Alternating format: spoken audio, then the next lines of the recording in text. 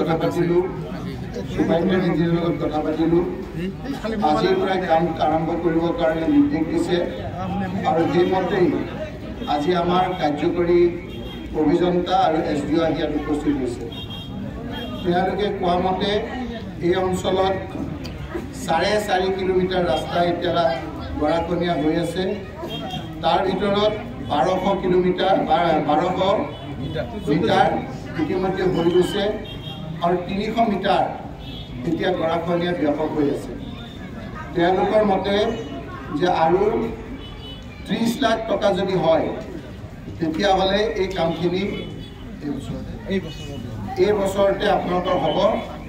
গতিকে আমি ঘোষণা কৰিছোঁ যে আমি মোৰ MP ফাণ্ড ইমিডিয়েটলি আমি 15 লাখ টকা আৰু MLA ফাণ্ডৰ 15 লাখ টকা এই 15 দিনৰ ভিতৰতে আমি দি দিম আৰু ইনশাআল্লাহ এইবাৰ আপোনালোকৰ কিমান দিনৰ ভিতৰত কাম কালিৰ পৰা আৰম্ভ হৈ যাব। এই যিটো মূল সমস্যা এই সমস্যাটো আপোনালোকৰ এই কেইবাৰৰ 30 লাখ টকা আমি ঘোষণা কৰিছোঁ আৰু কালিৰ পৰা দ্ৰুতগতিত ইনশাআল্লাহ কাম আৰম্ভ হ'ব।